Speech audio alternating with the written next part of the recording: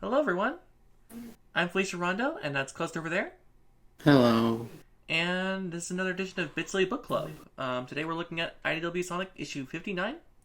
But first, there's actually some unfinished business from issue 58 that we'll have to get to right now, unfortunately. Yeah. So, as you can see on the screen here, we have the credits for the issue that we're covering today, and we had the same last stream for this series, where we said that the color artist was Matt Herms. Now, unfortunately, that was not the whole story, and we only found out after the review went live. So, to correct the record, which I wish we didn't even have to do, I wish we just had all the credits on the comic, but, Yeah, I too wish that there wasn't uncredited work on this comic, but apparently that's a concern. We have to look at every issue now. yeah. In fact, that's probably too late to just check now. But like, I checked today, nothing about this issue. So, yeah.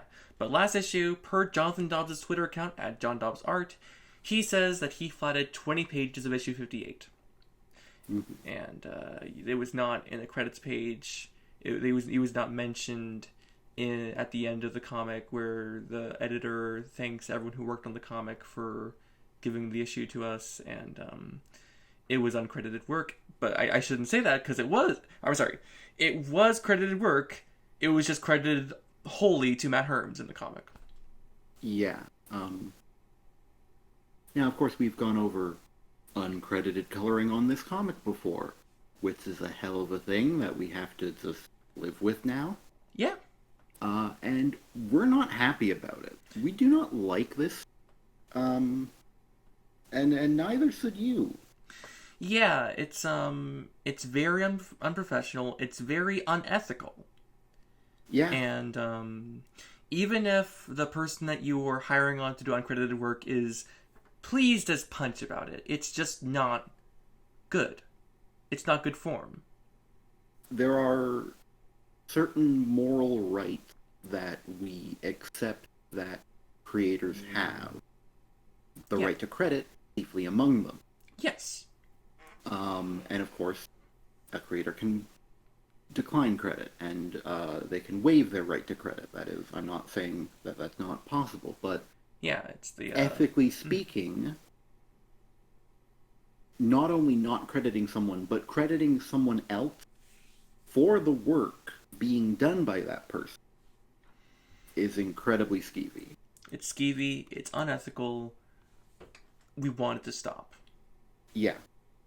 Unfortunately, we don't have much bargaining power, so that sucks. But Yeah. And I really wish this was an issue that more people seem to care about who yeah. pay attention to this comic. Fortunately, it seems that no one gives a fuck.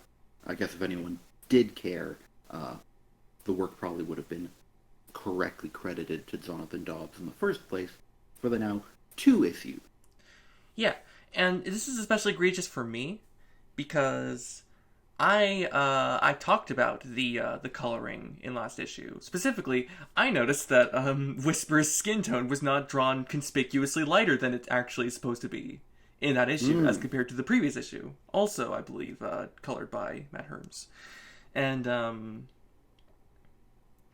I thought, oh, Matt Herms got some notes and did right this time. Not the case, because Jonathan Dobbs did the flatting. Yeah, So, and the flats are the baseline upon which all of the coloring is based. So anything about color tone is in the flat. you can credit 2 editors, you can credit 2 color artists. That's just the long and short of it. Mm-hmm. They've credited more than one artist in a given issue. They can do that for Jonathan fucking Dobbs. It's simple as that. I don't care how he feels about it. That's just my professionalist opinion. The credits page features a large swath of mostly blank blue space, and the credits is a tiny little box in there. Yeah. There is no excuse to just add in another line.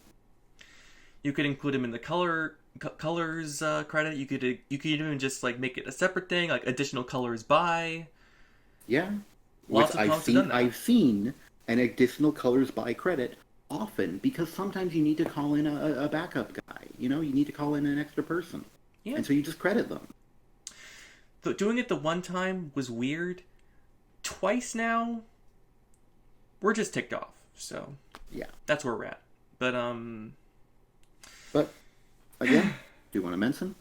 That was about last issue. yes, and we've gone over it now. We'll So hopefully now not that hear we, anything about this issue with regards to that. yeah, I hope we don't have to on next issue talk about this issue, but Yeah, again, but since we do not believe there is any uncredited work happening in this issue. yes, as it stands, here we are on issue 59. And should we just head on to the cover? Yes. So about covers. We talk about covers when we talk about comics, and sometimes we don't have a whole lot to say. But something I want to point out about a cover is that when it comes to the experience of reading a comic, covers have always traditionally played a pretty big role. Yeah. You know, in the olden days when comics were always sold off of you know, racks on shelves, having a strong, eye-catching cover was a good way to actually get sales. Yeah. Now, nowadays I don't know how much that's changed, with both the fact that comics as a medium are in a very different place socially, Yes. and the fact that there's a lot of digital distribution, and in general, comic can get sold a lot on brand recognition and name recognition. You know, like the Sonic the Hedgehog comics. Most of those sales likely come from the fact that they have Sonic the Hedgehog on the front. Yeah. Whereas comics can often sell very well if a particular writer or a particular artist is on them because they have, you know, a certain cachet that they bring with them. Yeah. So, undoubtedly, you know, the state of covers and what role they play has changed somewhat, but when I'm looking at covers, and in the case of a comic like this that always has 3 covers, when I'm Yeah. looking at the A cover, which is the primary cover of the comic, Yeah. I have certain expectations of it being part of the experience. Yes. When it comes to like the B cover or the retailer incentive cover that we always get for this comic, you know, I don't expect them to really tie in as much. I expect them to be like their marketing. Yeah. They're pure, just trying to extract money out of the buyer for collectible value or art pretty or something. Yeah. I don't know. But the A cover, generally speaking, is the cover that is, you know, the most traditional comic cover in that it has, you know, it relates to the story within in a way that is typically fairly direct. I bring this up because I have no idea what this cover is trying to get across. Yeah, it's just really bland, and It's also just not very interesting. Yeah. The comic predominantly features Sonic, Amy, and Tails, 3 characters who, of course, are fairly prominent in general in Sonic media. And 3 characters who have some amount of interaction in the comic itself, but none of which, not even Sonic, are the focus of this comic. Yeah. In fact, the focus is very heavily on Shadow and Ruse and Omega, as we'll get into. Yeah. And the only possible sign of any of them is that I think there's a heart-shaped bomb in the background that seems to be killing Tails. Yeah, and in general, like, just like when it comes to covers and like what emotions they're supposed to be giving me, I don't know what I'm being given here. With just Sonic is sitting on Amy's hammer while Tails dies in the background. Yeah, like Sonic and Amy are having a moment while Tails is having a really bad day. Yeah, it just feels like it feels weird. It feels like I don't feel this isn't cool. It's not like Yeah, it's not even a matter of like I think this is bad. It's I don't know what it's doing. Yeah. A cover for this issue was by Thomas Roethlisberger with colors by Minho Kim. Can't win them all. Yeah. Can't win them all. When you open the comic, you get the cover, the credits. I mean, and hopefully they are complete. Hopefully they're complete and accurate, but Yes. here we go. Story by Evan Stanley, art by Adam Bryce Thomas, colors by Valentina Pinto, letters by Sean Lee, editors Riley Farmer, Dave Marriott, for what that's worth. Yeah. There's a story so far page, we don't really cover that. Cast page still sucks. Yeah, I do want to point out, we talked about how we dislike the cast page, and I want to reiterate, the cast page is a series of little boxes with smaller rectangles beneath, with the box containing art of the character, and the box beneath containing the character's name, and then two to four word sentences that try to sum them up in a very, very small and reductive manner. Mm-hmm. Generally trying to look quippy and probably trying to be funny. Mm-hmm. Which is part of why I don't like them, because it's not very helpful because it's reductive to it doesn't really tell you anything about the character unless you already know the character. Yeah. God, the text is so tiny on these. Yeah. Whisper the Wolf says silent support and diamond cutter. Silent sniper. Oh, sniper, sorry. I don't know why the text is super small. I guess because there's so many. Anyway, I just picked that one at random, and sure enough, that tells you basically nothing about Whisper. Yeah, and if you're just picking up the comic and you haven't been reading comics since looking up randomly Sonic comics from the UK, I don't know what you're supposed to get out of Rogue Super Badnik for E123 Omega. That has nothing to do with, Omega's whole thing. Yeah, the Super Badnik terminology is just a Sonic the Comic thing that sometimes gets referenced for, I don't know, fan reference reasons. Yeah. Anyway, the other big part of why we dislike the cast page is that, as we mentioned, the art is real bad. And by bad, I mean it varies wildly in quality. Some of it is just terrible. Like, I don't know why they keep using this really off-model tails with the eyes that are too small. Mm-hmm.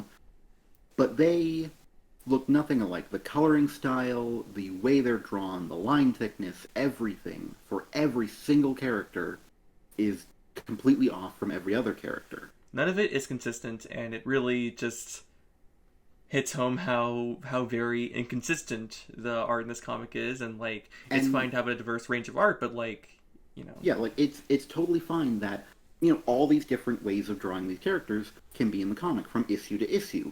Thing is, it's from issue to issue, not all next to each other. Especially as sometimes a character will have their art for the cast page sampled from the comic itself, seemingly at random. Yeah. They've been using the same tails and the same Amy for a long while, but they'll sometimes just update a character and then that'll be theirs for a while, and I don't know by what process it happens. Yeah. Anyway, I wanted to bring this one up in particular just because there are 12 characters. It has filled the entire page. It is the most characters possible. Yeah. Which is somewhat relevant to the fact that why are there 12 prominent named characters in this story right now? Yeah, From top to bottom, we have Sonic the Hedgehog, Tangle Lemur, Whisper the Wolf, Lanolin the Seep, whoever that is, Amy Rose, Miles Tails Prower, Silver the Hedgehog, Blaze the Cat, Sato the Hedgehog, Ruse the Bat, E123 Omega, and Dr. Eggman. With that many characters in the cast, you gotta wonder, are they all going to be utilized very well? And I'm sorry, Silver and Blaze won't. Yeah, this comic is currently overpacked with characters, and thankfully, this issue helps remedy it a little bit by, we'll go into it, taking 2 of them out of the action. Actually, about 4 of them out of the action immediately. And they'll all return, but hopefully next issue will be a little less fraught, now that 4 of these 12 characters aren't going to be an immediate concern for the storytelling, hopefully. Hopefully.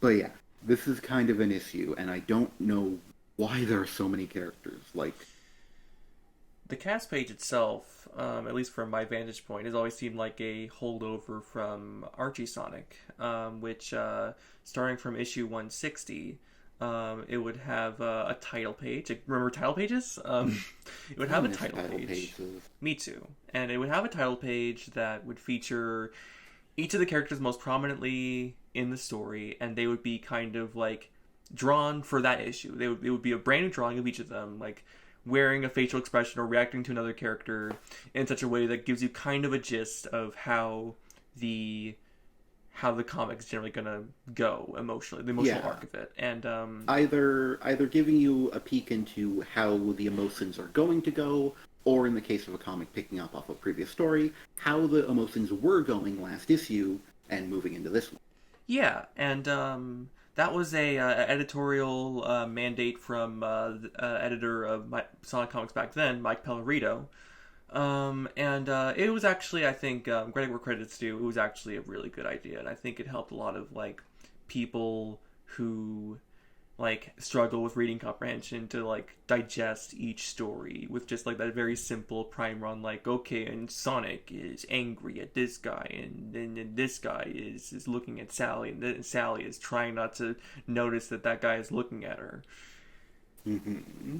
Oh, Monkey Con. Anyway, but yeah, like it was neat back then, and they would draw like new art for that every issue, and Yeah, and I believe eventually they moved to a format that's more similar to the current cast page, yeah, they did, yeah. where it was just stock art, basically, of the characters. It definitely never felt this all over the place, though. I mean, I think it helped that like the style of those ones was better, and like I think all that art was made for those character pages rather than just Yeah. green capping a comics panel. Mm-hmm. So I think it was all drawn by the same person and all in the same style. Yeah. Mm-hmm. But yeah, that's I definitely feel like the cast page has worn out its welcome at this point. Like, also objectively, it does not feature all the characters. There's Orbot and Cubot, just to name two, but like, anyway. Yeah. I mean, it never features every character in a comic, and unless the cast is a comic is particularly small. Yeah, it just makes you think like, so why are we including characters who very much have like are like a non-entity in this comic? Well, because people would be upset if we didn't put Silver and Blaze in here. Mm-hmm. I mean, they're Silver and Blaze. Gotta love them. Anyway, The first the page. comic itself basically picks up where we left off. I think it's been a month. It kind of does. We just kind of like Sonic and Tails were running to find what an explosion was, and it was actually Shadow, Rouge, and Omega. And We open here with a bunch of robots surrounding Shadow, Rouge, and Omega, who are all standing on some flaming scrap. I don't like the layout of this page. I think it's like too busy and too all over the place, and it doesn't really give me a sense of like the actual scene. Yeah, so like in the middle there's one like big page of Sonic and Tails facing the three while Rouge and Omega look at them, and Shadow, like the cool guy he is, looks away. Mm. At the top we have a bunch of robots, at the bottom we have a bunch of robots, and then like sort of in between at the top of the middle panel we have Shadow looking at Sonic while Rouge is in the middle of flying to where she's gonna be in the big panel. Yeah. But we're mostly just looking at her hip, Yeah. which is kind of awkward. It is. It is. Especially as there's no establishing shot of her being in the air, so she's just... Here's her butt. Yeah, and just Don't worry. We're focusing on just below her breast. don't worry. But yeah, like I just feel like this page could have this comic could have used an actual title page that basically is just the middle part, but like you could just move it around a little bit so that it could be set in such a way that the 3 lines of dialogue that happen in one page, while we have the surrounding robots like in one contiguous page, like a panel, instead of just. I mean, there's also just the fact that, like, we see a bunch of robots at the top panel and the bottom panel, but in the main panel itself, the only robots in the sky we see are very, very far away, and there are not many of them. Yeah.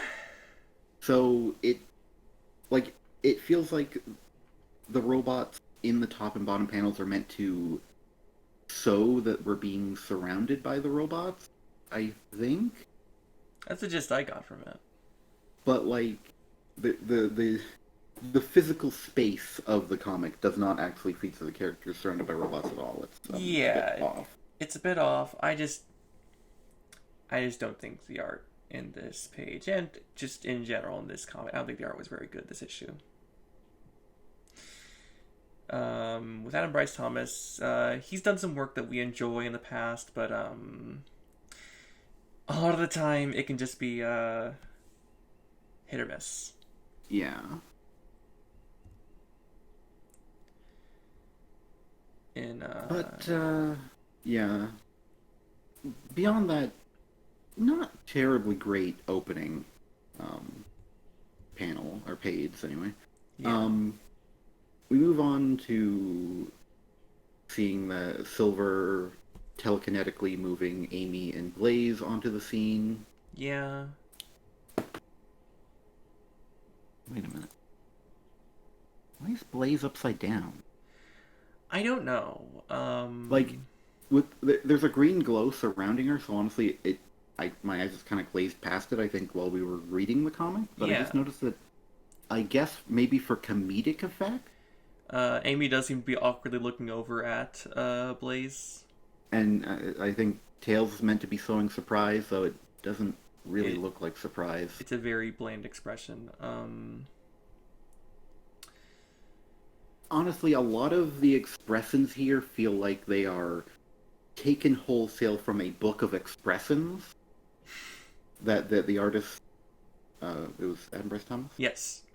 It just feels like Adam Bryce Thomas had a book of expressions lying open beside him, and he was just looking back and forth and like, surprise looks like this. Because honestly, these expressions to me all look very stock, and I think it's because I've seen them from Adam Bryce Thomas before exactly. And certainly there can be times where it's like, oh, there's that one smile an artist draws where it's like a cool thing, but it just feels to me like these expressions are very paint by numbers. Yeah, it is. But Sonic art is pretty. Yeah, it's not fun when the art kind of fails at every turn, basically. Comics are a very visual medium, and if a character's expression doesn't really match what the tone of the dialogue seems to be going for, it can be really jarring. Yeah. Sonic assumes that Shadow, Rouge, and Omega had arrived to save Sonic. Shadow doesn't know what Sonic's talking about, though. Yeah. Sorry, this is the art here. It's very bad. There's a dialogue of things that I think I would find more fun if the art was different and better. Yeah, like where Sonic says, "You're a little late to the party," only for Shadow to walk right past him, or jump past him, I guess. Something. And say, "I have no idea what you're talking about, nor do I care." Which, yeah. If Shadow didn't look so pissed off. Very pissed off. And if Sonic's expression was like, I don't know, a bit more put out, he just looks bored, mostly. Yeah. It could have been fun, and unfortunately... I feel like Shadow needs to actually look aloof here. Yeah. But he doesn't, and it's like, why doesn't he look aloof? That's his thing. He's constantly aloof. Why can Like, this fucking comic not draw him looking aloof? That's his main this is, character thing. yeah. It's the one thing he is 90% of the time, and then he gets pissed off. It's not that hard, people. Yeah, the line is, I have no idea what you're talking about, nor do I care. But he looks like, I have no idea what you're talking about, nor do I care. I am the Prince of all Saiyans! And so on and so forth. Rouge But remarks. Yeah. even I just want to say, I just want to point out, Vegeta is often pretty stoic. Yeah. If Vegeta was doing it, he'd probably be like crossing his arms, looking to the side, eyes closed. Yes. And you could very believe that he does not actually care. Yeah. This is Gary Oak levels of, I don't care. I'm better than you. My Pokemon are so good. That's why I'm going to torment you every day of your life. Shadow, he's our man. Yeah. Speaking of Gary, Rouge has Sorry Blue. And, and then she makes a remark that I find very interesting. She says, I called my boys and to see what we could do about this delightful little burg the doctors put together. Which, same token, you're a little late to the party. An indeterminate amount of time has happened since issue 50 when all the badniks were all coalescing around this one place. This massive, weird thing. I guess, finally, we're dealing with the fact that, of course, someone would notice when all of the robots converged here, as Omega notes, the more Eggman concentrates his forces, the more I can destroy. Which is why Omega's here. Yes. There's so many robots, he could just fire randomly, and he's going to hit some. It's great. It's great for him. He doesn't even have to aim. Yeah. They'll try and aim to not kill the others, but they'll try anyway. But if he notices that they're there, he won't shoot in that direction. Yeah. He'll shoot next to that direction. Yeah. It just feels like... It's your fault if you walk into his bullets. That's not him. That's on him. It just feels like, cause like so many like weird, how long has it been time skips have been happening? And like... Yeah. Issue 50 was like a million years ago. Issue 50 happened and then went through to like 52, and then Sonic and everyone like had a night of rest at Tails' lab. It's been 10 months. And then more fighting happened. Enough time happened that Whisper was put into the hospital and then recovered. And her Wispin was rebuilt after being destroyed. So, like, I gotta figure it's been at least a week, and just the response time there is real bad. It's been 10 real life months, and all the Clifton mentioned about just what happened has to have transpired since. It's weird. But Sonic just very boredly and disaffectedly says, that tracks. He is done with life. He hates being alive. And Amy shoves Sonic away, I just noticed. Yeah. She shoves him out of the way to get her face right in Ruse's tits. And then narrows her eyes to get a real good look at those tits. I'm joking, of course. She's staring at Ruse's chin. Her chin. Yeah. Not really. I guess it's because she's shorter. Yeah. Maybe if you weren't so bent forward, you could look her in the eyes. Maybe. Amy remarks, "That's awfully altruistic for you, Ruse." To which Bruce responds, so altruistically, "It is, isn't it? And if you happen to find anything interesting in, say, Eggman's private vaults, I intend to reward my good behavior handsomely." Which is very fun. It's a good line from Rouge. Yeah. Ruse, of course, Ruse does want to do what's right. He does want to do the right thing. Especially if the right thing is right next to a big pile of gold. Yeah! And if he can just do the right thing and then take a little left turn and then pick up all that gold and leave. That's the best. Perfect. Yeah. That's a job well done. Yeah. We get in the next panel. We have Tails and Silver padding out the page, and Tails looks god awful. I don't know why Tails looks so terrible. In general, like, I don't think he looks good at any point leading up to now. This is Yeah. the worst one, though, Oh yeah. where he's, like, leaning forward with what's meant to be an excited expression, Mm-hmm. but he just kind of looks like a demonic Chucky doll. Yeah. Gonna Yeah. be honest. He does. Yeah. Tails suggests, why don't they team up to take out the city? Silver says, yeah, strength in numbers. And Omega, like he loves to do for a lot of things, shoots that down immediately. Well, it's not so much that he shoots it down as he just points out that talking is not suiting. Mm-hmm. As this conversation is irrelevant to their mission. And Rouge takes that as shooting it down as she says, you heard the robot. No hard feelings, but you'd only slow us down. See you around. Yeah, and of course Omega says that he will attempt not to hit any of them in the crossfire, which is just such a magnanimous thing for him to do. Yeah. Sonic's ticked off. He's just yesterday, just last issue, so like an hour ago, 50 minutes ago. Sorry, just 50 minutes ago. He's learned the value of teamwork.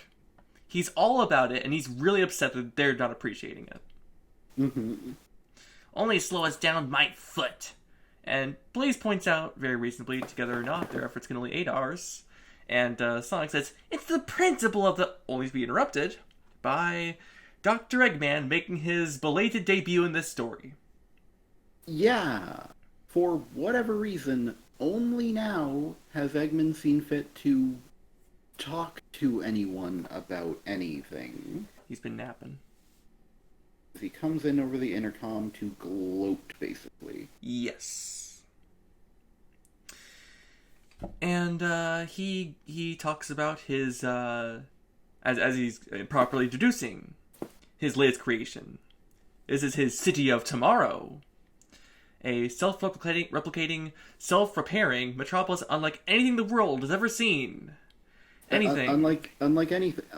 Any- Don't read the old comics around issue. What was it? 156. I think it's 166. Wait, no, it's 156. Yeah, you're right.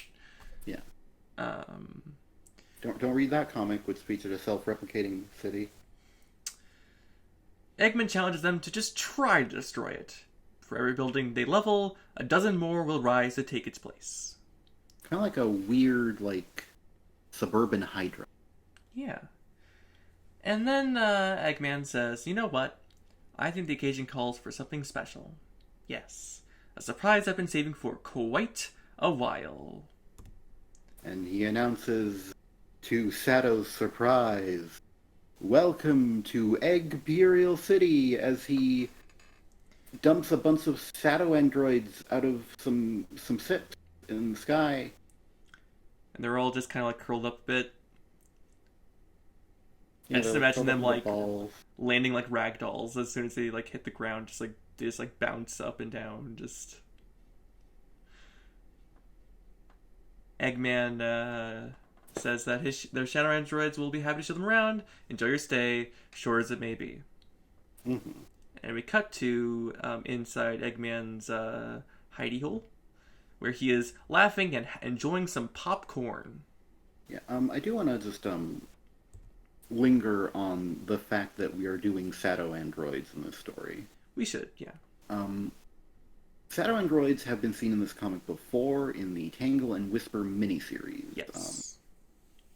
As for what Sato androids are, they're a plot device that was first featured in the Sonic Heroes video game at the end of the Team Dark story.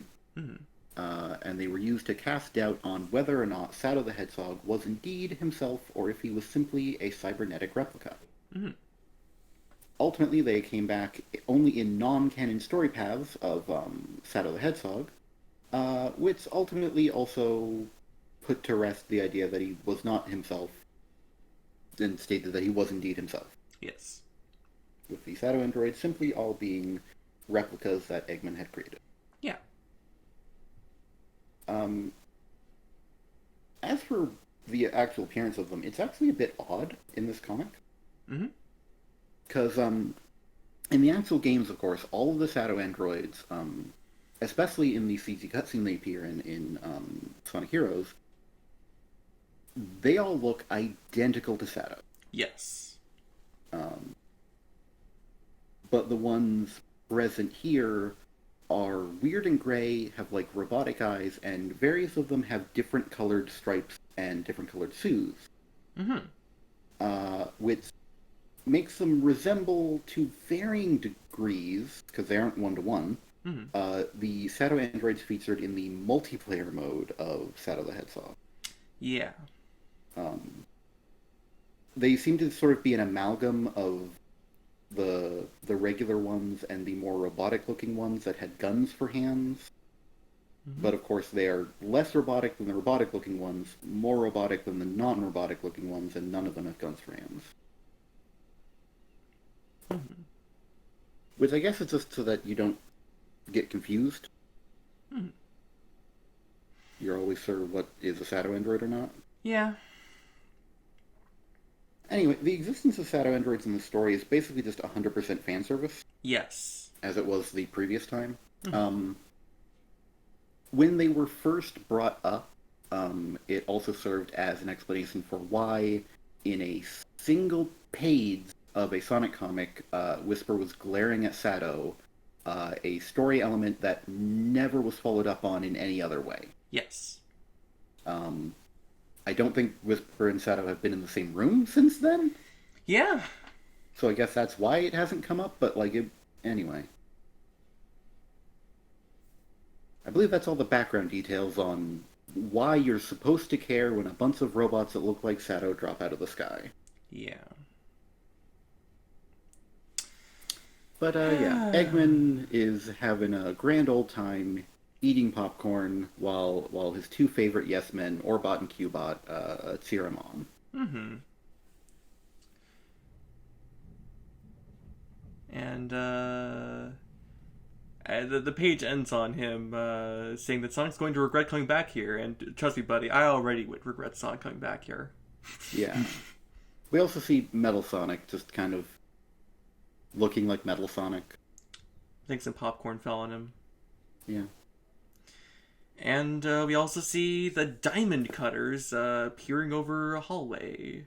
Yeah, the good old Neo Diamond Cutters who are just outside of this room, looking in, and looking all ghosty. Yes, stealthing Which while they are unseeable. I don't think they... I don't remember them looking like ghosts. Maybe they did. Maybe. But they look like ghosts as of now, anyway. Yeah. And, So, as Eggman continues to eat his snacks and whatnot, Lanolin and Whisper start sneaking into the room, and then Tangle just kind of walks in with her arms crossed behind her back, and yeah. then walks up to Metal Sonic. Mm-hmm. To Lanolin's severe distress, Yes. as she's like, Tangle, get down, as she's whispering, and then Tangle, for emphasis, sticks her hand through Metal Sonic's head and asks, why?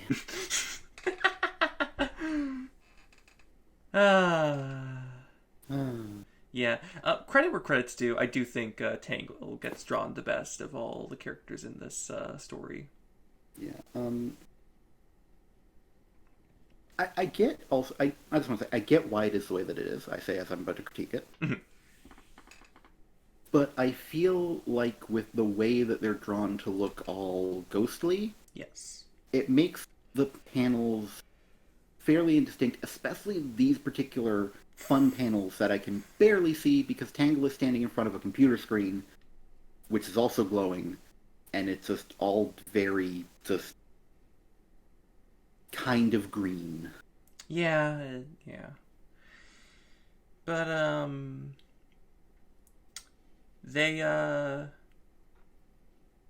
they look at the screens, and Layla asks as she reacts to these blank screens that are presumably showing the shadow androids. So yeah, there are multiple panels where there are screens that are drawn in, and then they are all green rectangles, Mm-hmm. and that's it. Yeah. I don't know if there was ever a plan to fill them in, and then there just wasn't time, Mm-hmm. or if just this was a time-cutting measure from the beginning. But it certainly made like the initial read-through kind of weird as they are reacting to things that cannot be physically seen by the reader. Yeah. Anyway, she asks, "What are those?"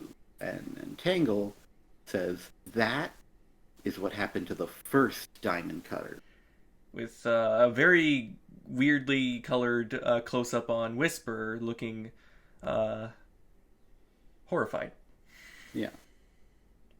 Uh, we get a panel of Whisper knelt on the ground, surrounded by darkness Yeah. that's encroaching in on her, blotting out all of her friends almost completely. Yeah. Except for Tangle's hand that reaches out to her with, Yeah. as Whisper says, "No, no, no." And Tangle chimes in with, "Hey, whoa, hey, I got you." As Tangle puts her hands on Whisper's shoulders, Whisper says, "It's too late. They're going to. I." And then Tangle whips her around and says, "Listen to me. It is not happening again because I won't let it, okay? We are going to figure this out." And she pulls her in for a hug and says, "I promise." And I maintain that in this moment, it looks a bit like Tangle is giving Whisper a kiss on the cheek. Mm-hmm. And Whisper. My main thing that I noticed is... What were you saying? I was going to the next panel. My main thing that I just noticed about this is Whisper's face just kind of looks awkward here. It is awkward. Overall, I'm just feeling grateful that this overall worked for me. So yeah, since we're at the end of this dealing with trauma for a second segment of the story, because we then move on to things that are not that. Yeah. The page itself ends on both Tangle and Lanolin putting their hands on Whisper's shoulders and just kind of giving her a minute. Yeah, and it just... Thank you for stopping me from moving on, because this is actually something I want to talk about, is just how this issue handles trauma and the coping of it versus how the comic has been doing it the past two issues. Last issue in particular. Yeah. Whisper, in this moment, is experiencing a post-traumatic stress disorder episode. It's triggered by the appearance of shadow androids, as they were the murderers of her former teammates. And, yeah, murders that she physically witnessed via the connected cameras of their, like, little mask things. Yeah, which she has kept the footage of all this time, which is definitely not healthy for her, but, yeah, in this moment, in this episode, regardless of reality, Whisper feels like she is back where she was in that moment, and that her friends are all going to die regardless of what the odds actually are right now, and there's nothing she can do about it again. But in this time, in this case, Tangle is here, and she pulls Whisper out of it. And it's just so much more mature, so much more compassionate than having a whole moment dedicated to a traumatized person suddenly realizing, wait a second, my maladaptive coping mechanisms aren't helping? Like it's the first time she's ever noticed. As someone who lives with PTSD everyday life, I have to say, we know.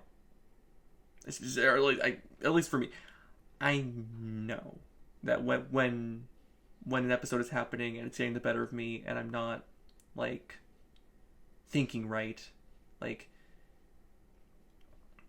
or just in general, like I know that like, you know, these things, the way that my brain is kind of broken by this trauma, I understand that. It's not something I haven't thought of before.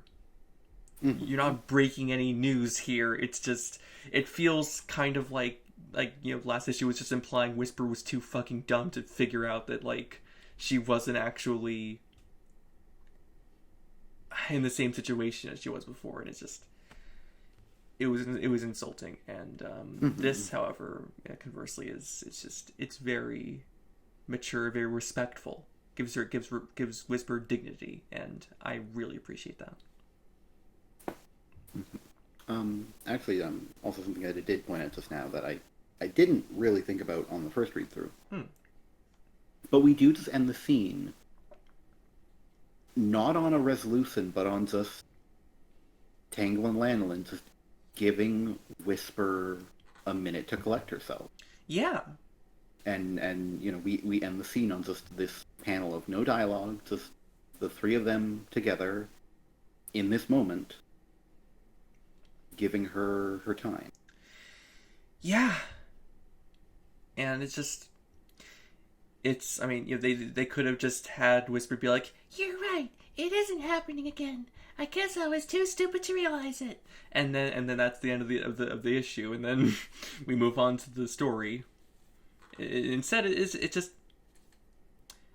it really conveys like the ongoing nature of like it's not just a one and done thing when you're coping with trauma and recovering from it. It in some cases, in a lot of cases, maybe just it's a lifelong process. There's stuff that happened like half a decade ago that I'm still processing today, that I will still be processing in another 5 years, and that's just how it goes sometimes.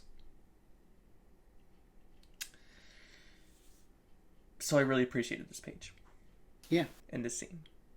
it's it was definitely difficult for me to enjoy it much because of the previous issue. Yeah, Um, but certainly on its own, it is quite good. yeah. When you turn the page, you get another overly busy, kind of unclear set of action sequences. Yeah. So the shadow androids have landed and are now walking at everyone, I guess. Um, Yeah, and we have these tiny, tiny panels between these shots of the shadow androids just crammed in. This is such a cramped layout. yeah, so like there are four different long, page-wide, very short panels that show the shadow androids just walking, Mm-hmm. presumably trying to show how, oh, they're so implacable and nothing can stop them. Yeah, Then we get in centered in between those three sets of 2 to 3 panels each of fighting and dialogue. and I swear to God, there is just no room for detail here. There's no background because there's just you don't have room for it. Yeah, the only background is seemingly the night sky, some smoke, um, and more shadow android. Yeah, like when you look at like Sonic saying, "What are we looking at here, bud?" It's just Sonic looks squished here. He looks literally like he's being squished by the comic.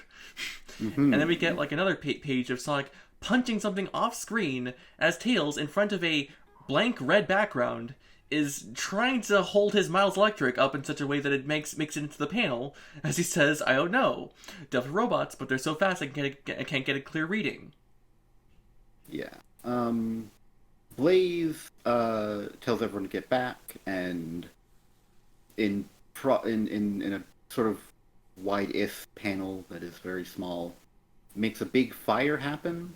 Mm, And then in the third panel of the shadow androids walking, um, we see them just continuing to walk, yes. just through the fire as Blaze stammers that should have stopped. Dot dot dot. Them presumably. Then Amy wallops one of them with her Pico Pico hammer. Yeah, and then in a kind of confusing scene because there's no room for it, um, Amy puts one off guard, off balance, but you can barely see in the bottom right of the panel that the green shadow android she hit is now grabbed her hammer a little bit, Yeah. and now she is trying to get her hammer back. It is so hard to tell what the fuck is going on. Yeah, honestly, these panels are actually small enough that on my fucking Kindle reader, going into panel by panel view actually does make them bigger for once. Yeah. And if you know about how shit and terrible the Kindle reader is, that means that it's pretty small. I was gonna say, we did not need all fucking 4 of these establishing shots. Certainly not laid out in this cramped bullshit way. Like, the idea is definitely to, like, give off a sense that these shadow androids are really, really tough and really terrible things. But, like, I mean, number one, I don't feel like they should be. Yeah. Why are they so tough? What's the point? You know, I just look at this and I'm like, is it just for fan service reasons? Is it just because you feel like if you have the shadow androids die too quickly, then people wouldn't like it? Because, I don't know, I remember scrapping them by the dozen in Shadow the Hedgehog. Yeah. These ones don't even have homing missiles, it looks like. No. What are they doing? In the next page, Sonic declares that it's time to go. Asks Sylv if he can get them a ramp, and Silver, with his hands full, is like, sure. Yeah, Silver is seemingly just taking care of the regular fellas. Yeah. Like the aerial robots that are not the shadow androids. Mm-hmm. But he grabs some of the ground, the road, and pulls it up. Mm-hmm. And then in a kind of confusing sequence, Amy, like, jumps onto Sonic. Mm-hmm. He reaches for Tails and presumably grabs Tails, and then Blaze, I guess, realizes what's happening at the last moment because Sonic forgot to care about her, and grabs onto one of Tails' tails, which can't be pleasant for the little boy. No. As Sonic incredibly angrily says, "Woo!" Which in what seems to be, based on the fact that it's a big woo and he's boosting off a ramp here, I have to assume that Evan Stanley was going for Sonic Unleashed Woo ... wave. Except here it says he looks so angry. He's scowly boy. Yeah, I don't know why he's so pissed looking. Like, sure, it's a tense situation, but isn't this time for, like, smirk? Like, yeah, I'm a cool guy. I'm getting away from the danger. Yeah. Oh, man. Like, I don't know, it feels like the script and the art are not on the same page, because the script says woo, and the art says grrr. Yeah. Of course, it's not the only time that I find that the script and the art are not on the same page here. Yep. But, in the next page, Silver asks, "Hey, is that Shadow and the others?" And Sonic remarks as they are all flying in the air. Sonic is apparently let go of Amy, who is now really plummeting. Tails has started flying, and Blaze is just doing things. Yeah. But like Sonic says, looks like they're handling things well. If we join forces, maybe we can gain the upper hand. And then, in a really, really strange and inscrutable set of panels. Yeah.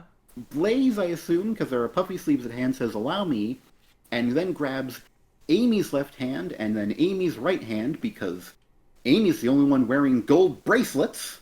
Yeah. And then flings Sonic and Tails towards the accent. Or maybe Sonic and Amy? I guess it's Sonic and Amy. I guess? But Amy's nowhere... Blaze is right next to Sonic and Tails. Amy is next to Silver. Besides But there's a Pico Pico hammer I'm looking that closely at these slams down. hands Yeah. on the line art. I think it's just the same but flipped. Like, besides the coloring. Well, I mean, there's a big bracelet. Right, a big on bracelet one, on one of them. and a But, like, small bracelet on the other. I mean, look at the fingers themselves. It's like... Yeah.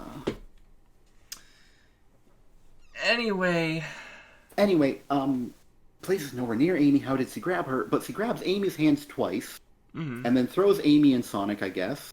Mm-hmm. And in between that, Rouge remarks that this isn't looking good. and I guess this one panel is meant to be Blaze doing a fiery boost in midair. Yeah. Sorry, as we decode these panels, this is usually, reserved for an Ian Flynn comic, but none of this looks at all like anything is happening. Yeah. But anyway, after grabbing Amy's hands, see aerial boosts with fire, and then we zoom in on Sato and Omega fighting as Ruse holds a bomb and looks at them overhead. Yeah. She's saying this isn't looking good, and Sato Sato makes a strategic analysis, saying yes. the Doctor is trying to overwhelm us with numbers, but there's no strategy to their movement. Easily manipulated. Once we move to a better position, we can take them out. So Sato is definitely not worried about these in the same way that everyone else seems to be. Yeah. Or at the very least, he won't allow himself to look worried, and yeah. he will confidently fight with confidence until he dies, because of course he will. Yeah. And but then suddenly Blaze is somewhere. Yeah. And she does a movement, and two cyan balls are flung from her hands, one of which, in the next panel, hits as a spin ball onto one Sato android, as Amy's Pico Pico hammer hits the other, so one of these cyan balls is Amy, for some reason. Yeah. I assume the reason the coloring is strange here in some parts, like both of these hands having gold bracelets, both of these balls being cyan, is because I assume the color artist wasn't really sure what was happening. Yeah, actually, I think that one the panel on the right with the hand, that could have just been like Sonic's glove cuff. That was just colored gold. I think it's meant to be Sonic there. Oh man. Which, if it's Amy's left hand, I guess the idea might be that Blaze repositioned herself to be in between Sonic and Amy. But why was she not just drawn to be in between Sonic and Amy? Sonic quips, "You got some cousins you never told us about or something?" Yeah, and Sato's just like, oh, these cheap copies don't deserve to wear my face. And we get some action. Sonic's foot hits an android. Blaze, flaming karate chops an android. Pico Pico hammer an android. They are slightly less implacable now that we aren't doing the panel where they're all just walking forward. Yeah. And now they are at least somewhat fightable, because it is time for the part where we are actually fighting them, I guess. Yeah, yeah.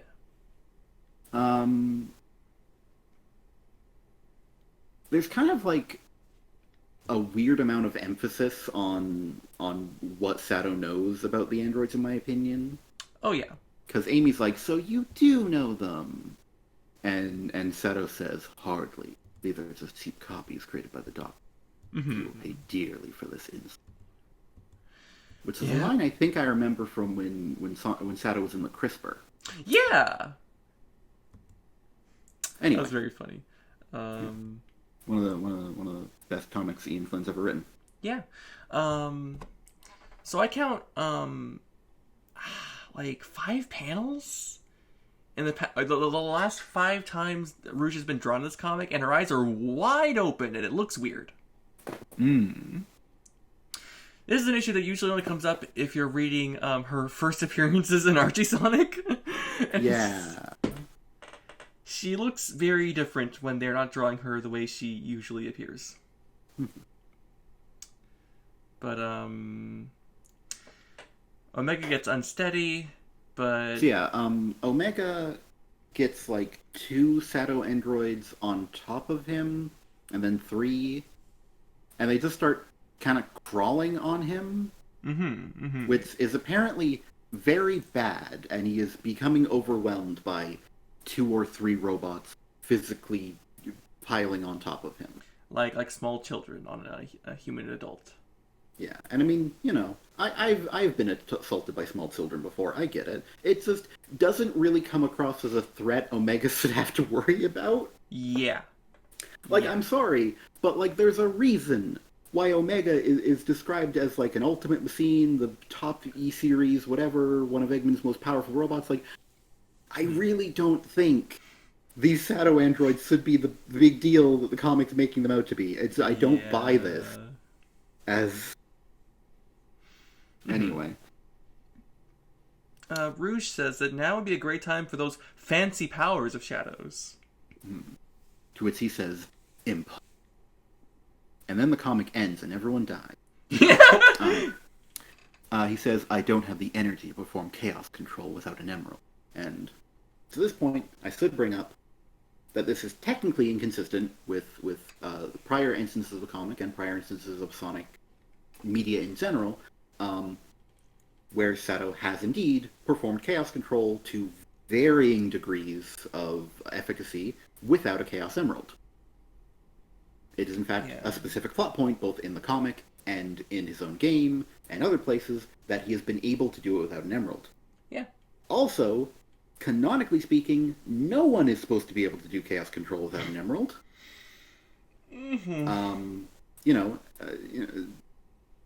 Back in Sonic Heroes, I remember they specifically had him have an emerald to do it, something they don't always have him do. This is just kind of an inconsistent thing in Sonic in general, so it's not something I'm docking points on the comic for. I just wanted to point out that, like, I am aware of this inconsistency. It's not an inconsistency of the comic, it's an inconsistency of Sonic in general. Yeah. But Tails points out that these giant crystals are generating chaos energy, and asks if he can use that. And Sato apparently, like, using his ability to sense things, I don't know. Doing his key sensing. Yeah, he opens his heart and starts sensing the key of the crystals, and is like, so they are, but the energy is ... distorted. And then we get a big panel of him with an eye glowing a lot. Yeah. It's all very spiky and very intense. It seems a bit nuts, honestly. And he says, fake emerald. Hate to stoop to using such a pale substitute. It will do. And then he says, chaos control. And we get a big panel of a lot of Sato, except this time all of them are actually Sato, except for, like, the couple he's attacking. Yeah. And it's all weird and red. I assume it's red because he's using weird, like, corrupted energy. Because Chaos Control is more traditionally blue. Yeah, and it's actually a bit red because he decked a couple gun officers on the way there. So yeah, there's, like, a drawing of him, like, all in red, kind of looking like Dark Sonic. With glowing white eyes. Looked like he was using a wisp. Oh yeah, or that. We see him exploding a robot a lot and kicking a robot, and there's like a panel with kind of inverted colors. Kind of, yeah. Yeah. There's also just a him in the bottom left corner where I don't really know why he's there or what he's doing. Do you know what he's doing in the bottom left? No, actually. I'm looking. Because, like, the him to the top more and to the right a bit is destroying the robot he's right next to. But I don't know what that one's doing. Anyway, after several sound effects, all that happens, and he destroys a bunch of them. And then, all smoking and covered in red lightning, he says, much better. And the And children. Tails and Amy and Silver all scream, "Yeah!" Song's like, maybe I should give it a try. I mean, it wouldn't be the first time he's chaos controlled with a fake emerald. Mm-hmm. And then Sato, bursting with now greenest energy, Yeah. says, "Don't celebrate yet. Chaos? Huh?" It's, of course, his most powerful chaos technique. Yeah. And then I think a yellow crystal erupts from the ground. It should be noted that at no point during this fight scene were any of the crystals ever visible. Yes. Not even when Tails points out that the crystals have chaos energy are the crystals visible until now when one is erupting from the ground. Mm-hmm. I think it's erupting from the ground. Maybe it just was there the whole time and I didn't know about it? I don't know. Mm. Anyway, there's red lightning all around. And yeah, I think it's erupting from the ground because I think Amy and Sonic and Blaze have been, like, pushed into the sky, thrown into the sky by its sudden emergence. There's, like, no motion lines other than a little shivering, so it's not actually clear that it's growing. I just assumed because there wasn't a crystal before that it's growing, and I do believe it is growing. Mm. Anyway. Yeah, that was the impression I got. But, Sato falls onto one knee as red lightning is all around him as well. Rouge, wide-eyed, is like, Shadow, what's happening? Oh! And Sato's like, "It's too much." And yells, "Gah!" as a big krakow happens, and then a huge explosion fires into the sky with a big boom.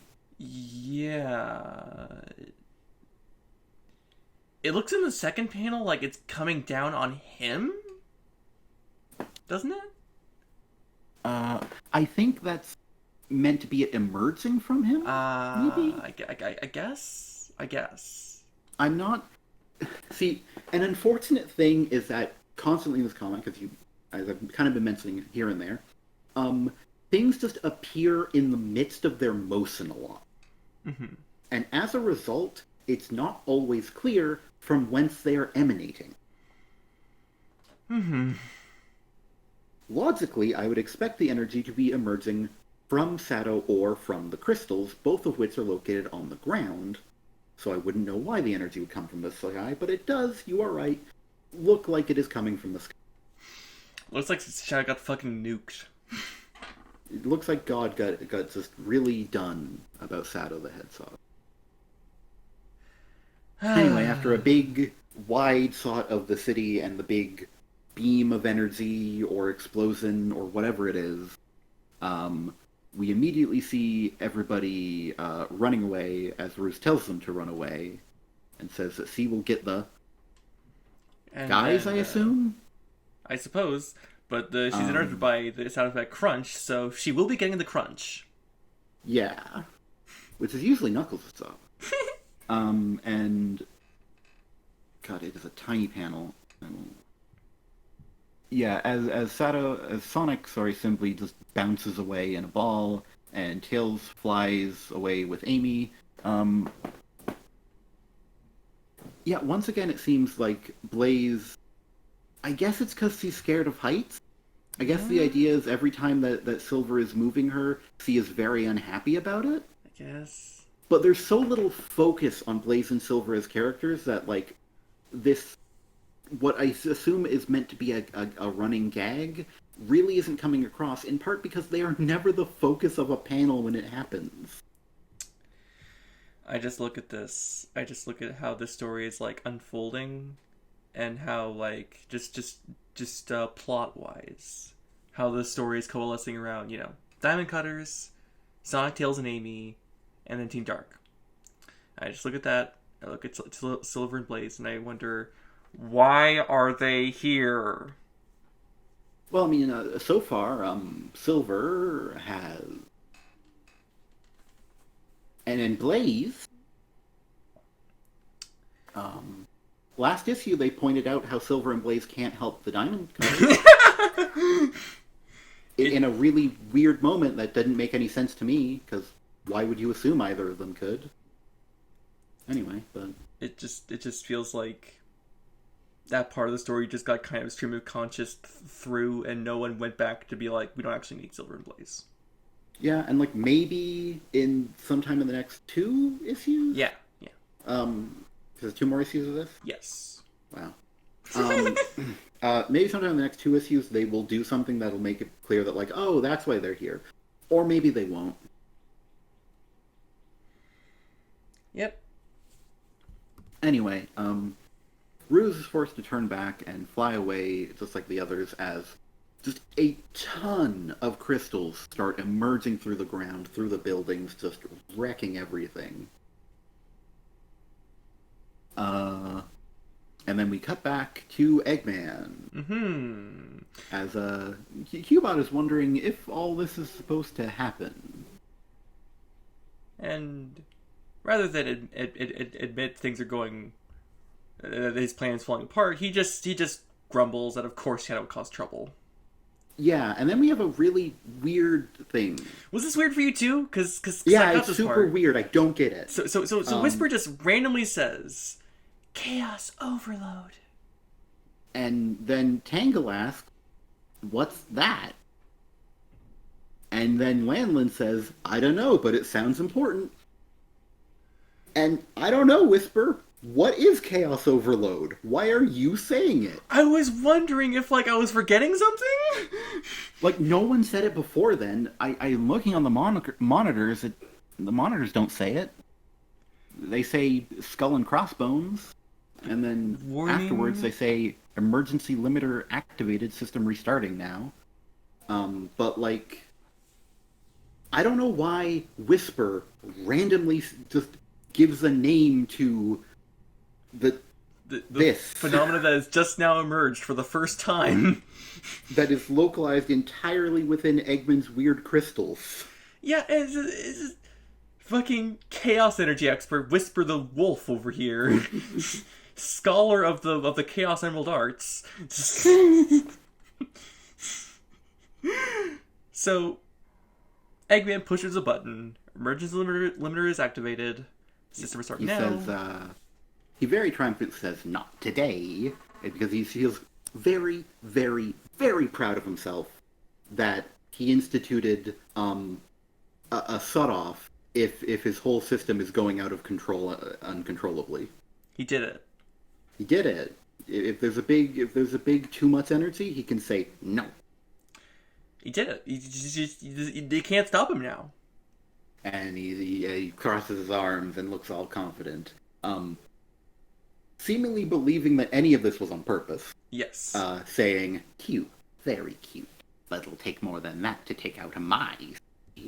Even as, no, that was not on purpose, Eggman. Presumably they're going to do it again later. Yeah. And then it will be on purpose. Mm-hmm. But this first time, total accident. They just didn't have a Chaos Emerald. Yeah. But we cut to a part of the city. They're on a rooftop as they look at the area with all the big yellow crystals thudding out all chaotically from the ground. And then Amy takes a seat and says, "Phew, looks like things have finally calmed down. What the heck was all that?" I'd like to know too, Amy. Just these past 2 issues. But as for what the heck happened, it's pretty simple. You grabbed the power that you weren't supposed to grab, and then it did not go well. Mm-hmm. Wow. Eggman's giant, thermonuclear chaos reactor made out of living, constantly growing crystal is unstable? Who could have predicted that? I mean, Eggman predicted that. That's why he has a shut-off switch. Mm-hmm. Mm-hmm. It's still a terrible idea. In the background of Tails' technobabble, we see Rouge with her back to the rest of the group. And then Sonic thoughtfully turns back. Yeah. To say, hey, they're tough. Maybe the toughest. Rouge, with a look of concern in her eyes, just says, I know. And then we have a very confusing line from Silver. just Silver and Blaze swearing that they definitely have a place here in this in this story. Yeah, but also Silver says, bafflingly, I didn't remark on it when we were reading it, but and now that we know what we're up against, we can figure out a way to take them out. And it's like, no, Silver. Shadow and Omega are our friends. We don't want to kill them? What are you talking about? The them we just talked about, like just in the previous. You got a little confused. We talked about a them who are tough. Yeah. It's like, oh yeah, the Shadow Rangers are maybe the toughest, but now we know what we're up against. And Blaze is just like gonna pretend that Silver understood the context and was like, agreed. You will not be parted from your friends for long. I mean, I guess it would be just like Silver to come to the past to fight androids and be very focused on that. In his future, the androids actually don't look like that. They look different. And after we go to the secret lab of Dr. Shadow Android, he's going to awaken. Anyway. Rouge says, after 2 lines of dialogue from Silver and Blaze, "The way you stay so chipper truly is a wonder, Blue." Just completely ignoring them in the same way that the plot is. Let's be honest. Also, just the expression here is just not good with Rouge. She just looks like, yeah, she. Yeah. Also, now her eyes are lidded, but they're actually maybe 2 lidded now. It's a little weird how we can only have these 2 horrible extremes. Now she's just, like, glaring at everything. Yeah. She's got kind of like a case of Garfield eyes, you know? Yeah. Oh, anyway. Sonic says it's simple. I'm just looking forward to the look on Shadow's face when we rescue us. Sorry, bud. It's a fun little line. And then, for the final scene of the comic, we cut back to Eggman's control room, just in time for a little silly sign with Orbot and Cubot. Yeah. Silly scene. Yeah. As the lights come back on, and Orbot's like, "Oh, there we go." With Cubot chiming in, guess he won't be needing these then, as he's holding 2 candles. Yeah. And, yeah, it's just, I love these 2. Oh, they're great. I love it when Evan writes these 2. He's very good at it. Yeah. Always having such fun little dialogues. Yeah. But, yeah. Eggman is happy that they only had a momentary power outage and all this stuff is rebooting, but then quickly his relief turns to frustration. He's Eggman. Mm-hmm. As none of his robots are seeing any of those pesky animals that have infiltrated his city. Mm-hmm. Which is terrible. He wanted to know where they are so he could send more robots after them. Meanwhile, our ghost trio is still here. Yeah, with Landon remarking that the power surge nearly just toppled the entire city. And that if they can trigger another one, a bigger one, and stop Dr. Eggman from falling at the last second, this place is history. Yeah, it is notable that Eggman's, off switch is, manual. Yeah. Which I assume is on purpose because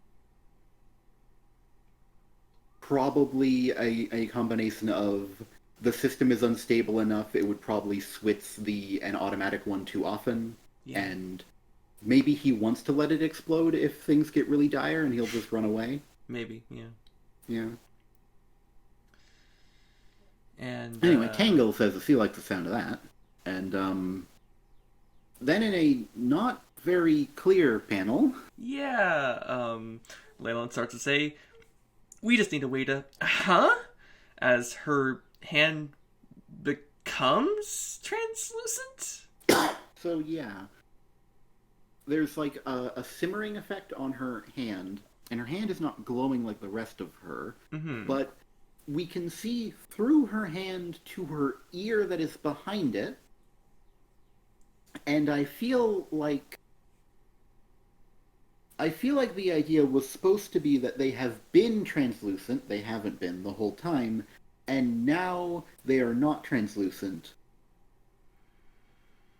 It's a But they little haven't been confusing. translucent the whole time, and now the part of her hand that's supposed to be visible looks translucent. Mm-hmm. Um, and and then we have a really, really cramped panel Mm-hmm. where all three of them look surprised. Mm-hmm. Um, and then Lanolin says, "Steady, nobody." And then Eggman, now hearing a voice in the room, great sob, Lanolin, Mm-hmm. turns and says, "Eh?" And then Lanolin finishes her sentence, "Panic, nobody panic." Mm-hmm. Uh, as C stares very beady-eyed at Eggman, as does Tangle, and Whisper has her mask on now.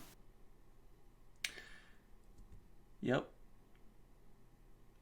Then we have and then the lights malfunction in the entire room.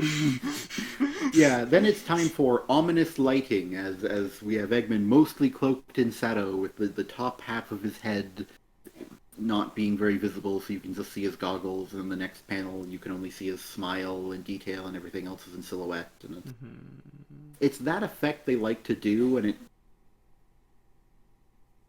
Look, I'm sorry, just Eggman's not really that imposing of a villain. No.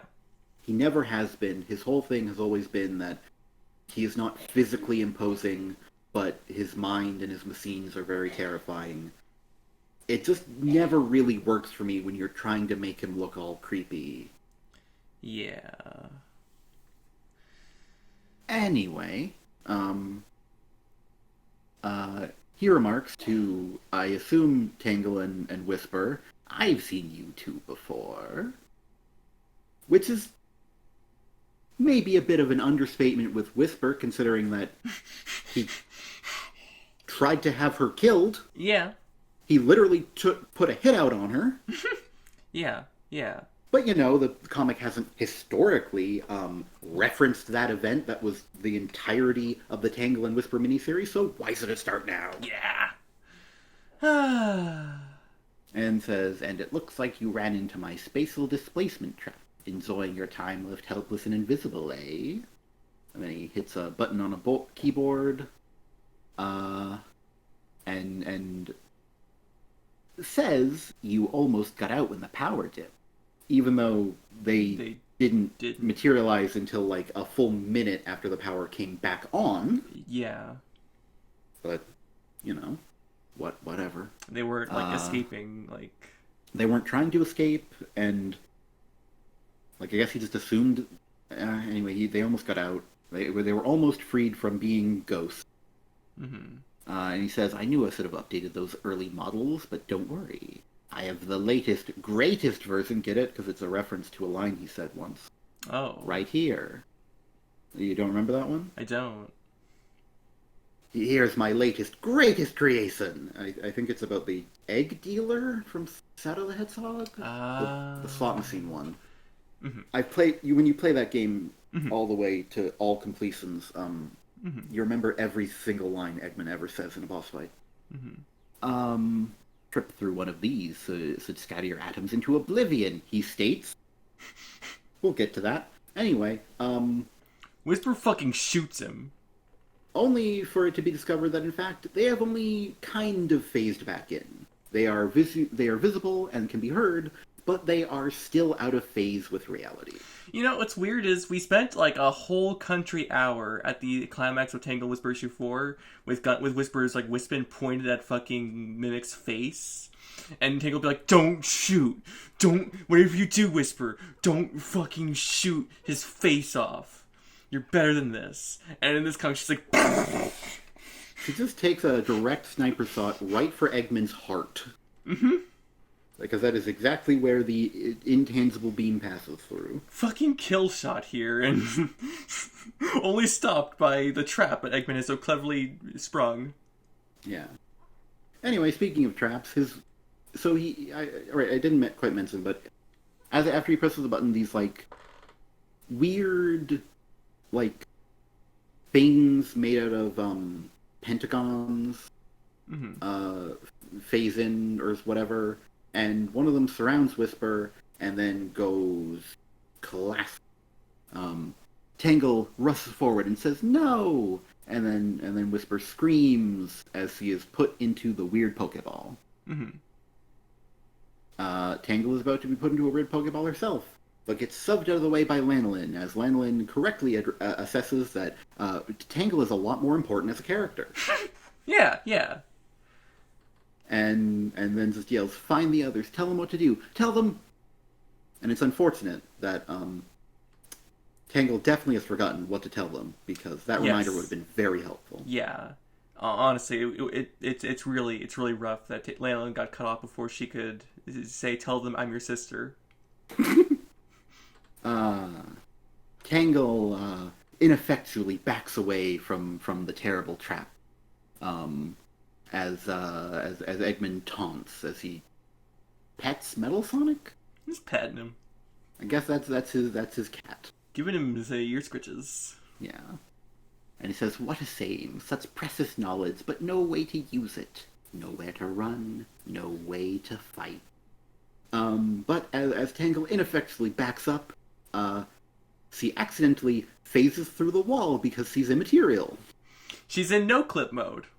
Yeah, and she looks very shocked at it, and then very concerned, as she then falls out the window, and before anyone asks, "Your feet are always tangled." Look, ghost physics have a long and storied tradition. You can always stand on the floor. Mm-hmm. Floors are special. Walls are bullshit. Ceilings are nothing. But floors will always hold you up. Yeah. The Anyway, comic says, next time, Tangle alone. Yeah, actually this time Tangle alone, but who's counting? Yeah. And, I guess I should read next issue solicit?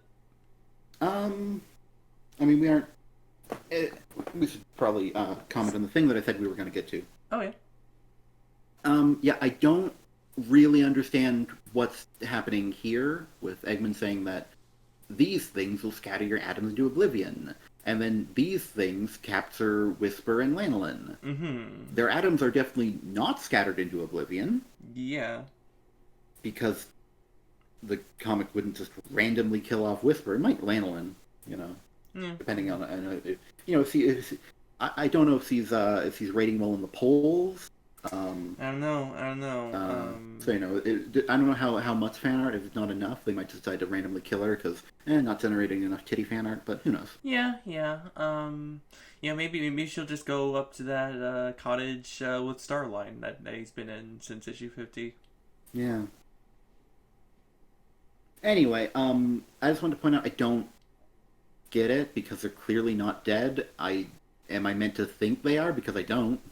Yeah. Number one, they've been contained into little balls that are now on the ground, so it's really obvious that those little Pokeballs are just where they are currently. Also, in point of fact, we have had covers revealed that still have all of them very alive for later in the series. Yeah. Issue 60, Yeah, but, it's...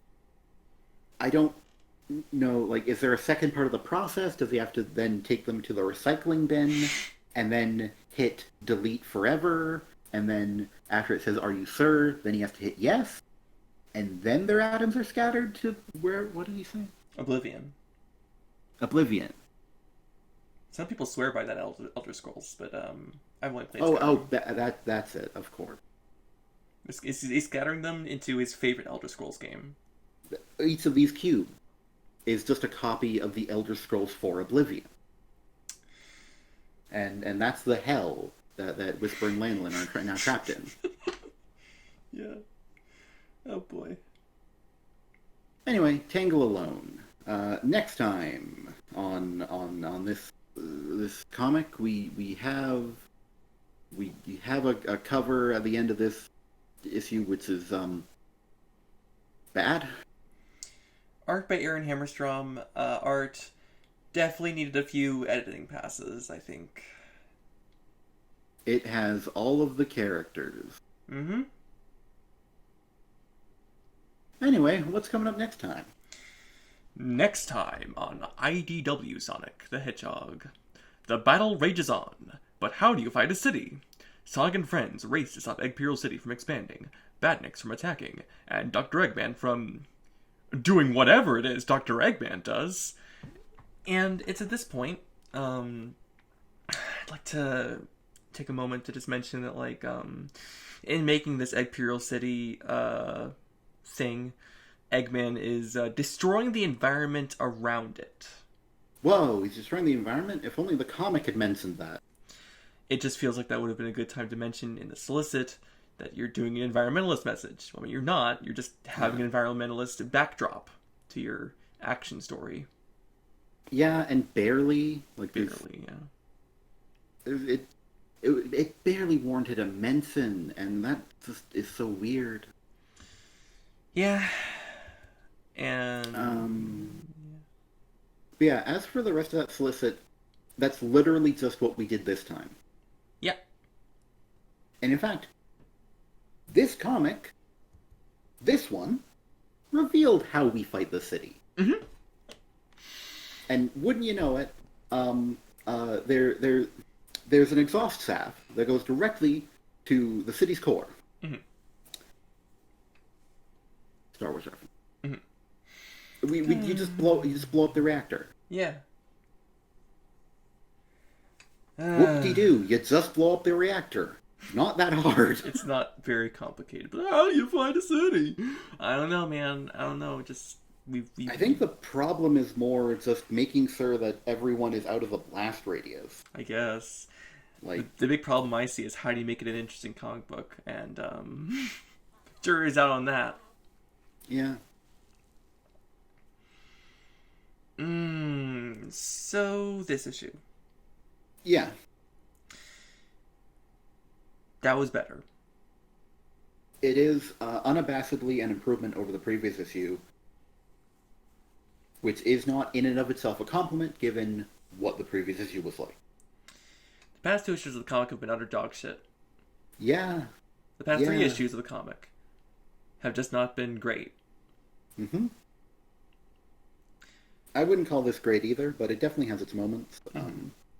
And when I say it has its moments, I don't mean in like an issue 55. What was the one that was just before the end power surge? 55. 55.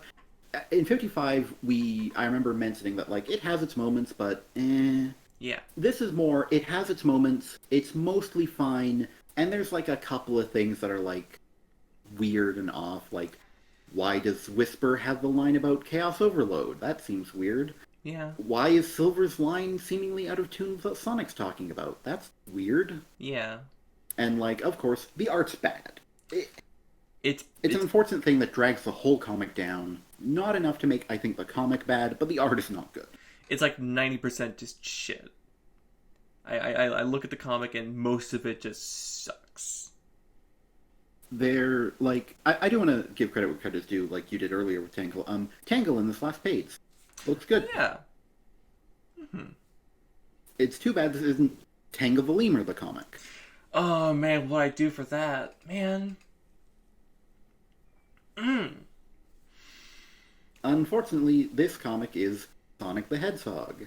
And most of the Sonic the Hedgehog characters weren't drawn great, and often were drawn with facial expressions that do not seem to match the script, and it sucks, because it always takes me out of it.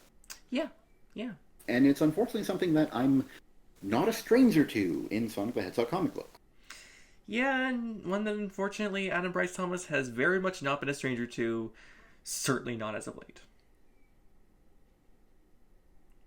You know, in general, Evan Stanley's a very, very good artist, so Yeah. I like seeing her on the comic, but you can generally expect that if Evan Stanley is illustrating her own script, that the emotions present in any given panel will match what her intent was. Yes. Unfortunately, that does not seem to be the case here, because so much of this just looks wrong and off. Yeah. And it's something I'm not used to with, like, comics with Evan Stanley scripts. Usually they really survive better. And speaking of comics with Evan Stanley strips, unfortunately continuing a trend from the last Evan Stanley comic, unclear accent. Yeah, yeah. This is something that I usually would be praising Evan for, is clarity of accent. And in fairness, this is not her art, Mm-hmm. but it is her script.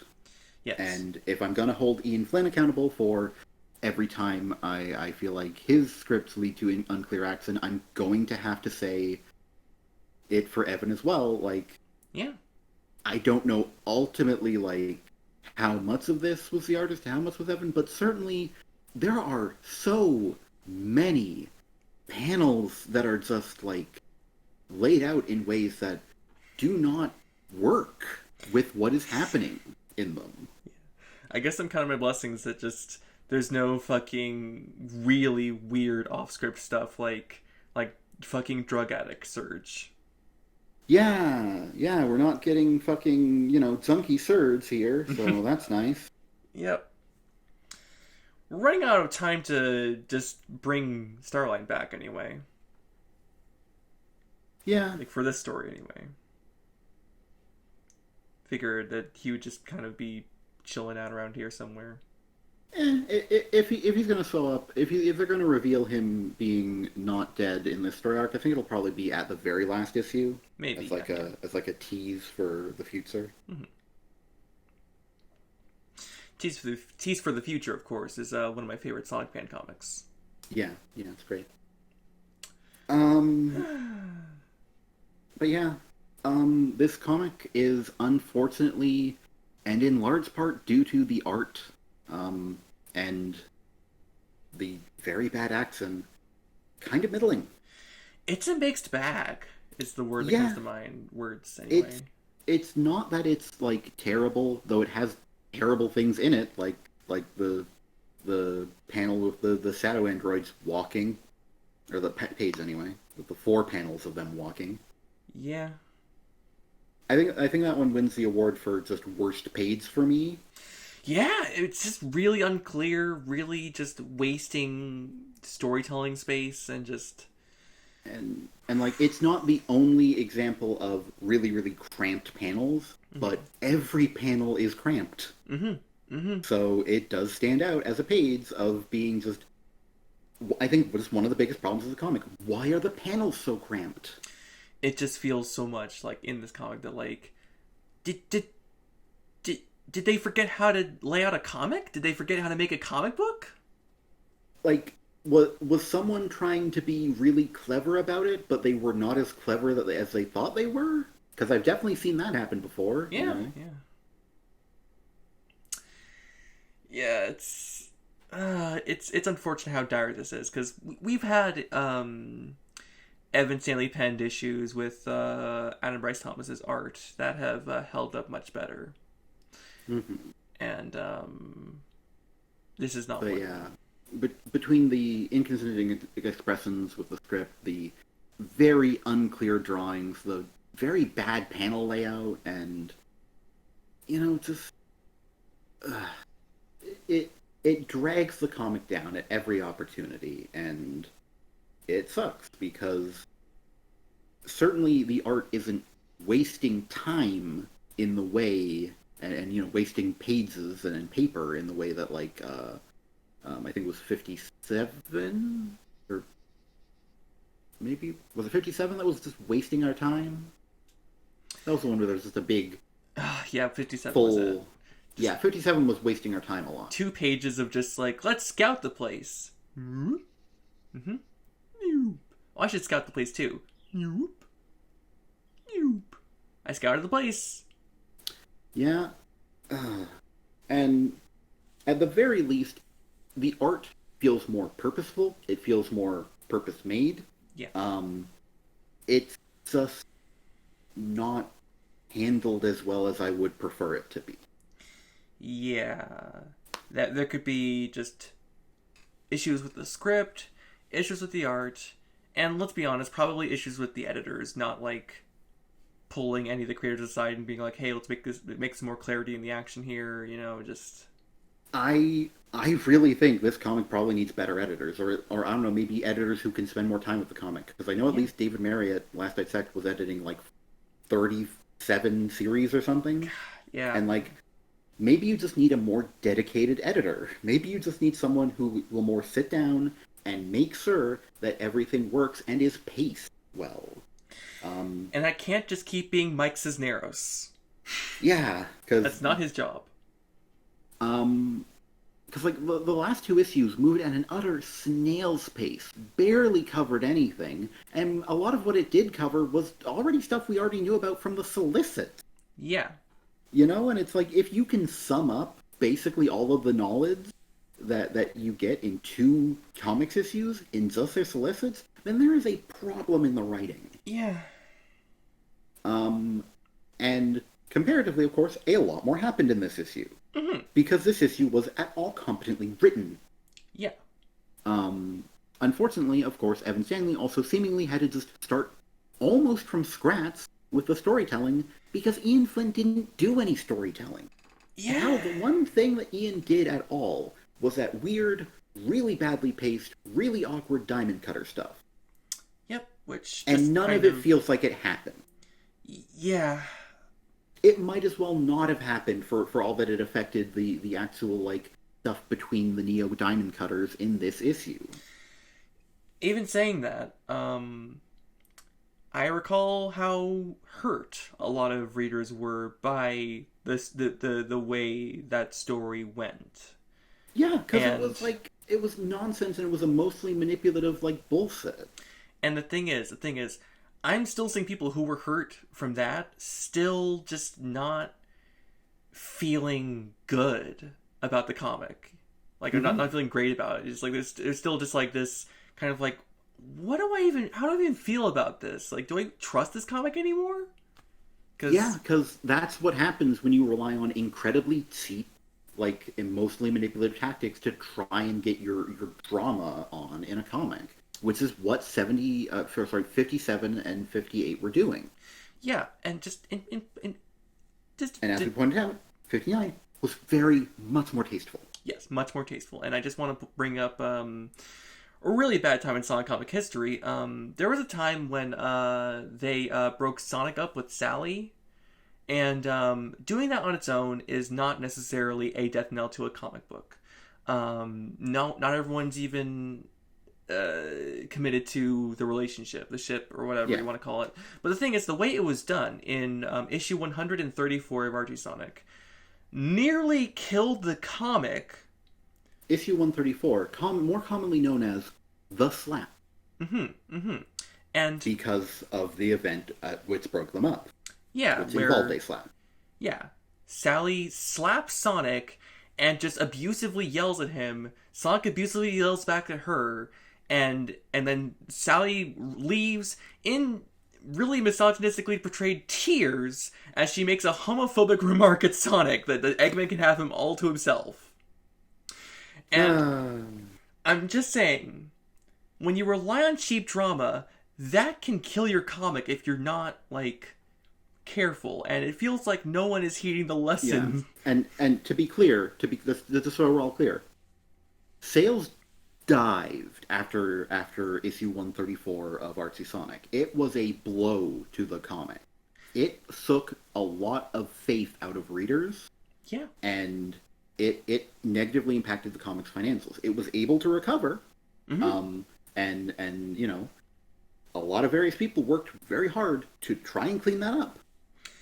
Yeah, and a lot of people who did that. I was going to say, a lot of people who did the thankless work of cleaning that up were proceeded to just not get called back for the comic later. Yep. Even though, you know, there was some real good work going on, but another thing, different comic.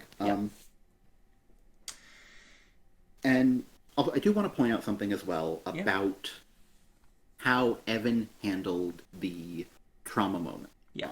Because we talked more about the moment itself and the episode and how it was dealt with, but immediately preceding Whisper's trauma episode, we have a moment of Kangol saying something that is not necessarily the most tactful thing to say in the moment. Yep. When she simply flatly remarks that is what happened to the first Diamond Cutters. Which, you know, the reason why that line is overlaid on Whisper's close-up of her eye is because that's definitely knife to the heart kind of thing to say, Yeah. which I just want to point out is fully within Tangle's character. Mm-hmm. Of course he'd put her foot in her mouth. In fact, that's the part of her character that was being relied on for the initial setup of the cheap drama Mm-hmm. that Ian did 2 issues ago.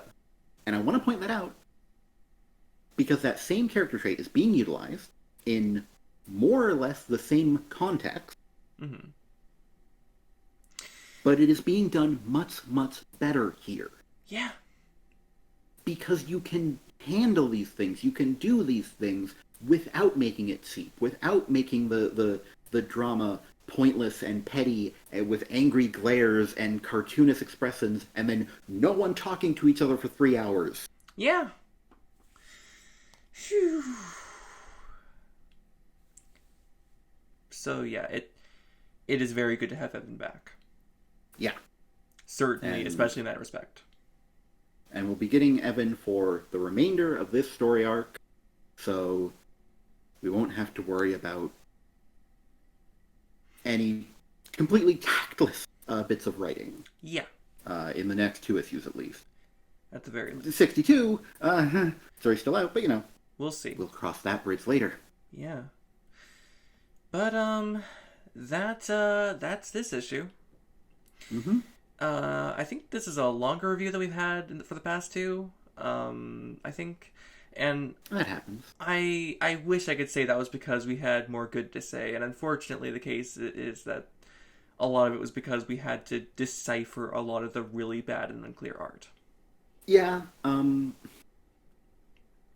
Yeah. Unfortunately, we were very critical of a lot of aspects of this. Overall, I think there's enough good in the comic that it comes out to fine. And that's not high praise, and I wish I had more praise to say, because I really do genuinely think Evan Stanley is a very talented writer, a very talented comics writer in particular. The reason to read this comic? Yeah, but maybe if Evan had been doing the art for this issue, maybe it would have been different. Maybe. Or maybe there was just too much. Maybe, I don't know. But, It's impossible to tell because he did not do the art. I'd call this a solid 3 out of 5. Yeah, it averages out to middling. Mm-hmm. And with a lot done in this issue, we can but hope that next issue will have a better place to start for Evan, and we'll have better storytelling in it. Yeah.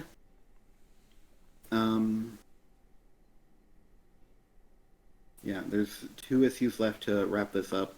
They have to blow up a city, they have to rescue Whisper and Lanolin, I guess. Oh no, would it be Lanolin. so bad if Lanolin was caught in the explosion? Oh no, she sacrificed herself. Would it be so terrible if she stays behind to make sure that the whole thing explodes and then just is completely incinerated down to her very atoms, and I never have to deal with the fact that her character is horribly written and inconsistent again? Oh no, where's Lanolin?